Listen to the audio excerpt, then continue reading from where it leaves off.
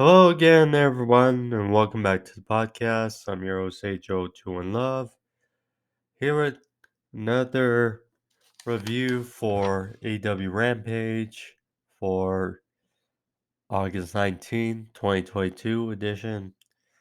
Apologize for last week again for AEW Rampage. I did not or was not successful in uploading a review.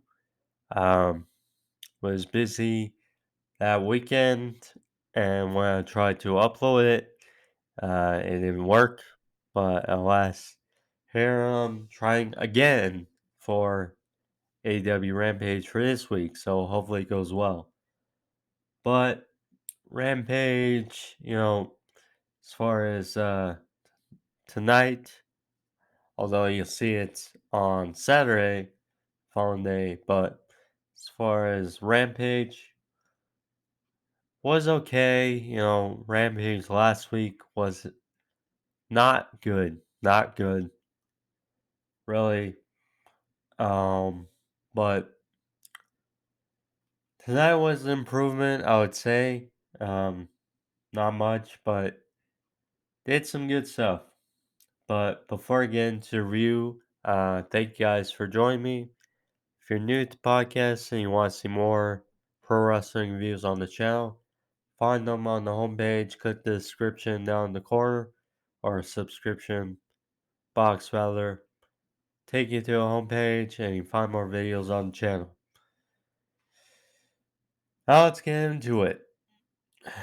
So, Rampage started with Claudio Castagnoli and Willie Utah, really, of the Blackpool Combat Club. So, Claudio was out there. Ricky Dragon Steamboat was still in attendance because, Rampage shaped. So, Claudio thanked Ricky Steamboat for help training him and help get him where he needed to be. But Claudio said it feels weird to be out there in dress clothes, street clothes, and non-gear fighting. So he laid out an open challenge for his Ring of Honor World title for anyone. Out came Dustin Rhodes, the natural. Dustin said he accepts the open challenge. He says that they have a lot of history. Said that it's still his dream to be a world champion, and thus that is what keeps him going, and that is what will drive him to a great showing against Claudio. Claudio knowing how, you know, they've had similar paths, people were saying each other how they should be world champion. Claudio wanted to make it clear that although he is now a world champion, his drive or his fire is not out. So he said that if you're going to bring your A game, you're on. So shook hands and Dustin left.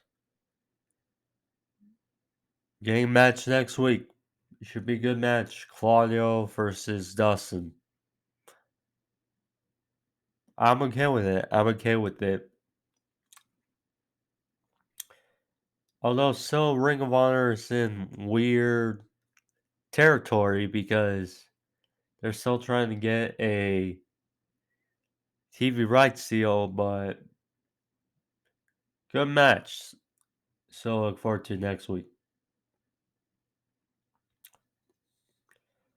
Ruby Soho and Ortiz were in the back.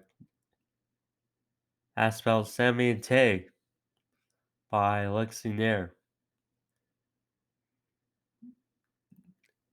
Ruby talked about how they'd given up her arm and his hair in this feud with the JS, and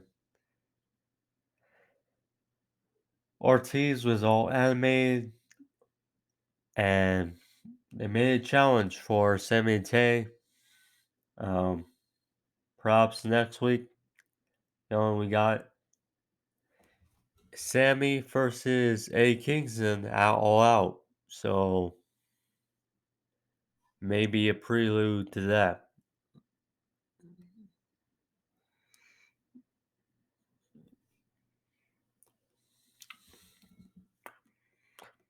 Private Party.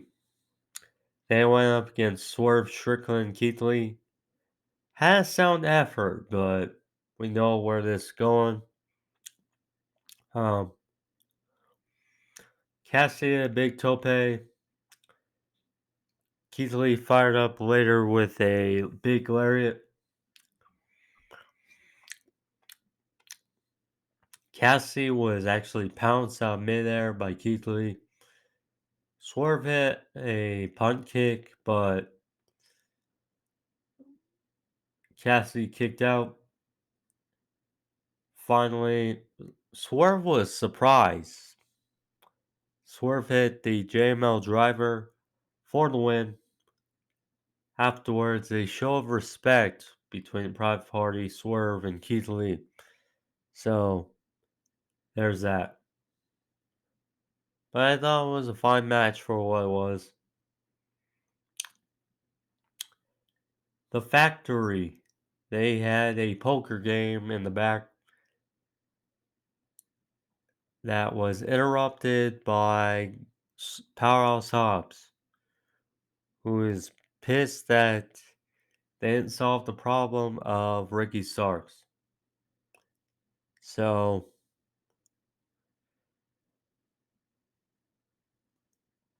cooler heads prevailed, and QT Marshall said, "My word is my bond," and they will take care of Ricky Starks. Zach Clayton versus Hook for the FTW Championship. Clayton out of the Jersey Shore. This was as short as a hiccup.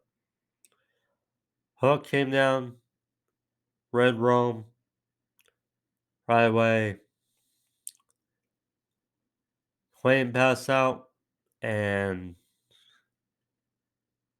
the FTW title stays with Team or Taz's household in his son's grasp by Hook. Simple. Matt Menard and Angelo Parker, they proposed the idea of the FTW title being carried by a sports entertainer. So, kind of a cliffhanger there, I'd say. Buddy Matthews. So, it was announced next week on Rampage. It will be the House of Black versus the Dark Order. Final quarterfinals match in the Trios Titles tournament next week. So, that's going to be fun to look forward to. But Buddy Matthews here took care of Serpentico. Really simple. Bunko Bomb, Big Knee.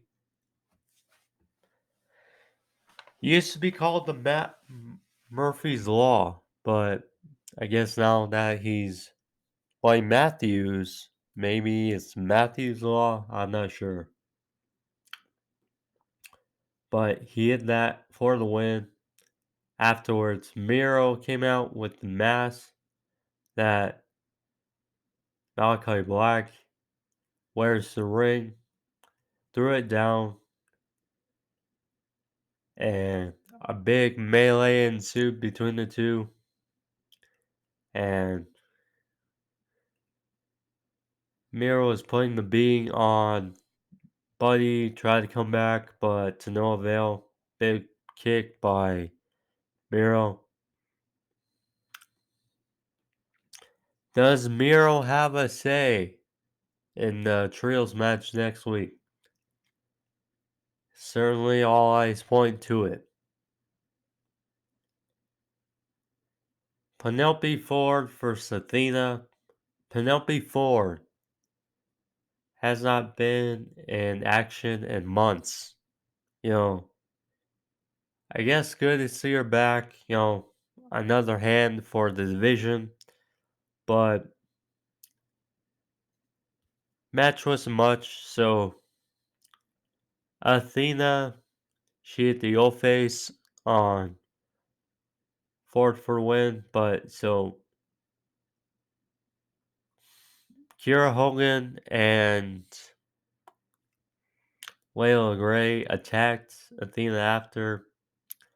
Jade Cargill afterwards, because Athena on her way to the ring has those wings,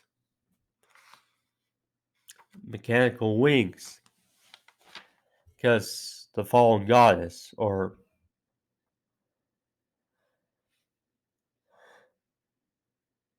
so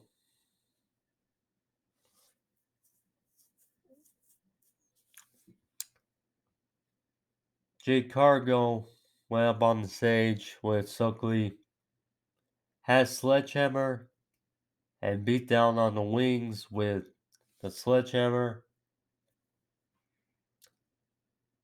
Afterwards, she came down and listed the attack on Athena. The match we're getting at All Out finally seems to be coming to a head. So there's that.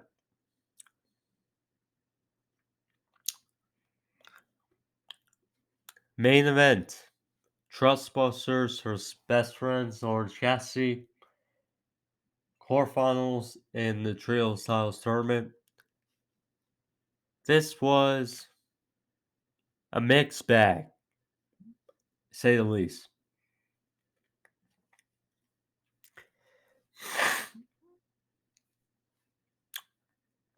If you watch my Dynamite review on Thursday,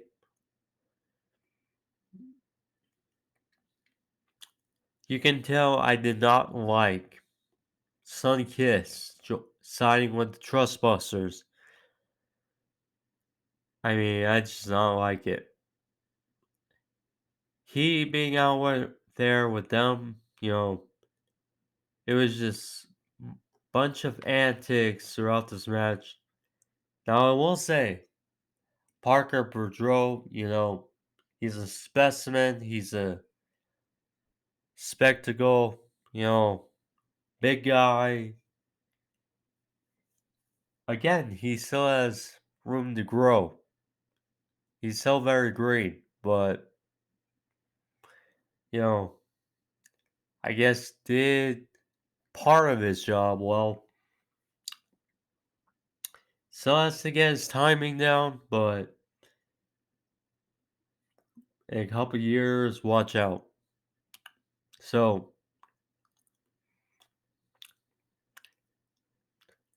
he uses power. Slim J, I must say, had a interesting showing in this match. I must say, from the Trustbusters.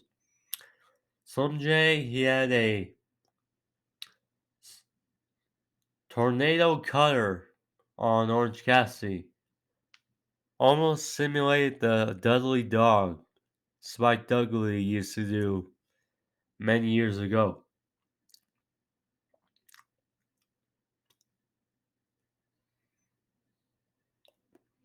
He had a twisting splash which took out the Best Friends on the outside. He had a corkscrew kick off the top on Orange Cassidy.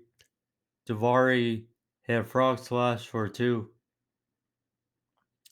But Dro was actually dumped over the barricade.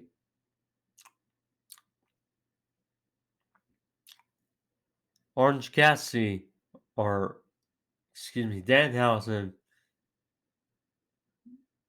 he cursed Slim J and Sun Kiss after Slim J just hit a diving reverse DT. Good one for a near fall. Finally, Best Friends hit a double choke slam.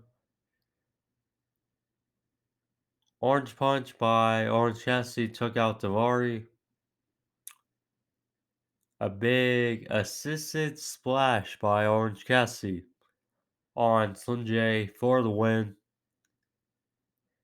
Best Friends or OC get the dub and move on to the semifinal round. You know, especially with the Best Friends advancing, you know, Miro is going to play a part in that trios match next week.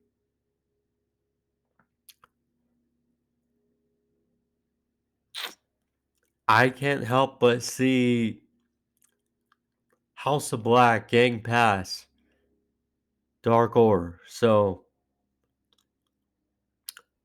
but we'll see how it goes. Either way, Rampage was better than last week's, but it's been kind of a slump the last couple weeks, so we'll see. Maybe after this trio tournament, then things kind of flow better, but we'll see.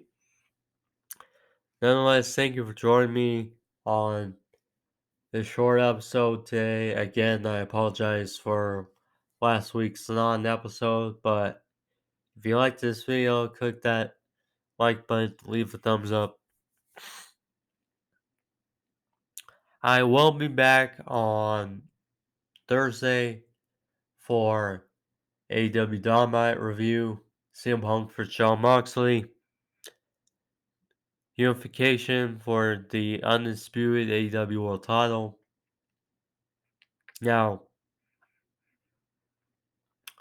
it will be a bit different or strange because on Monday I go back to school, but along with work, but I will find a way. I will find a way to post a review.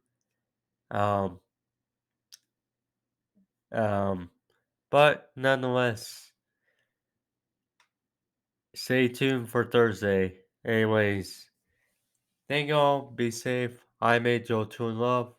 Getting out of here. Peace. See you Thursday.